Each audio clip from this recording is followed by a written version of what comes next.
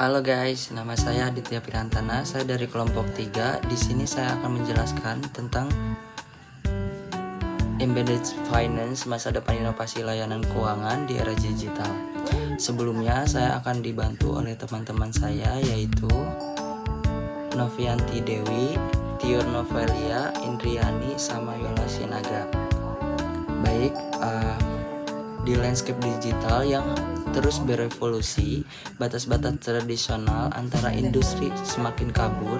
Kita menyaksikan era konvergensi di mana teknologi tidak hanya menjadi alat bantu, tetapi juga fondasi dari pengalaman pengguna yang mulus dan terintegrasi.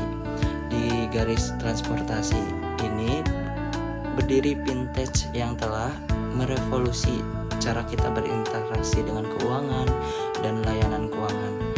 Namun, babak berikutnya dalam revolusi vintage menjanjikan sesuatu yang lebih mendalam, lebih personal, dan lebih terhubung, yaitu embedded finance. Hai, perkenalkan nama saya Novianti Dewi. Di sini saya akan membahas tentang embedded finance. Apa itu embedded finance?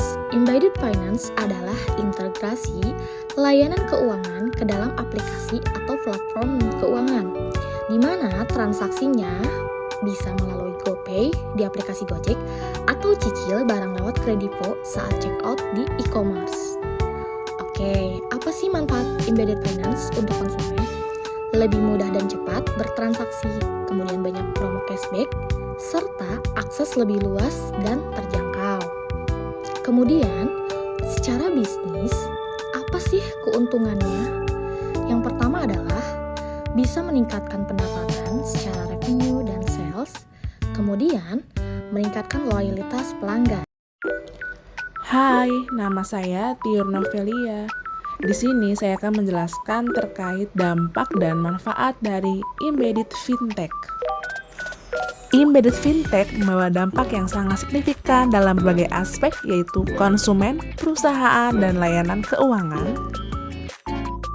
Nah, apa saja sih dampaknya?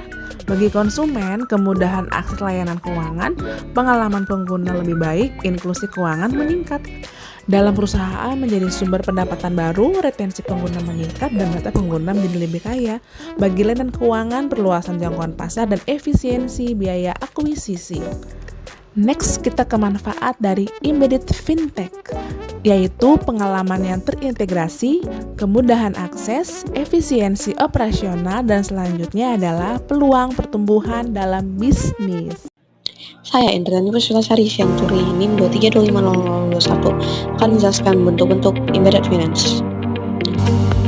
Yang pertama, beli sekarang, bayar nanti atau disebut BNPL.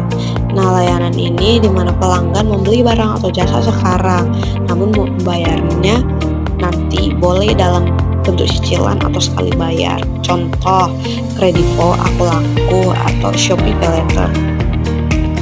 Kedua, embedded insurance. Nah, ini menawarkan asuransi langsung dalam platform. Contoh, asuransi terbuka, asuransi pengiriman barang melalui JNT Express.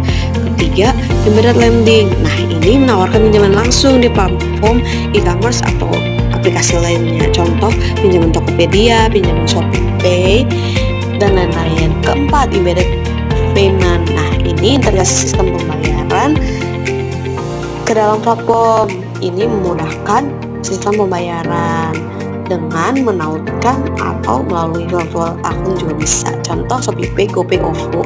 Halo semua, perkenalkan saya Yola Sinaga dengan NIM 222-52004. Pada kesempatan kali ini, saya akan mempresentasikan tentang tantangan dan risiko embedded vintage, di mana embedded vintage menghadirkan kemudahan dengan menyisipkan layanan keuangan langsung ke dalam aplikasi non-keuangan.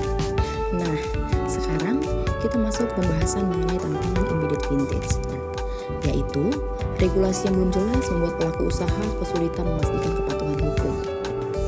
Banyaknya perusahaan non-keuangan yang tidak memiliki keahlian finansial. Integrasi teknologi membuat sistem yang kompleks dan aman.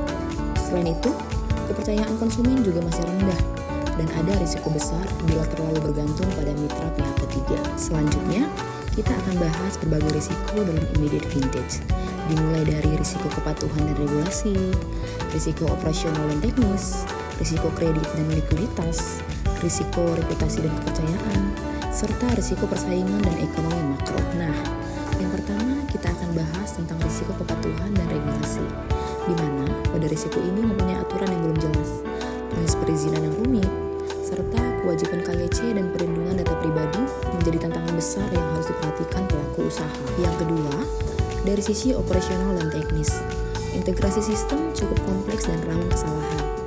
Keamanan siber sangat penting karena platform sering jadi target serangan.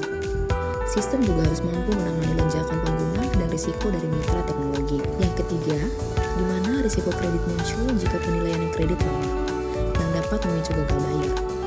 Manajemen likuiditas juga penting agar layanan seperti e-wallet dan pinjaman tetap tersedia. Selanjutnya, pada risiko reputasi dan kepercayaan, kegagalan sistem bisa merusak reputasi, di mana masih banyak konsumen yang belum percaya pada layanan keuangan non-bank dan tanggung jawab bila terjadi masalah seringkali tidak jelas. Di sisi lain, risiko persaingan dan ekonomi makro pun semakin ketat, baik dengan sesama vintage maupun bank. Selain itu, yang terakhir, strategi menghadapi risiko. Untuk mengatasi berbagai risiko di atas, perusahaan perlu menjalin kerjasama dengan mitra keuangan, investasi di teknologi dan keamanan, serta patuh pada regulasi, transparansi, peningkatan keahlian internal, dan audit rutin juga penting untuk menjaga kepercayaan dan keberlanjutan bisnis.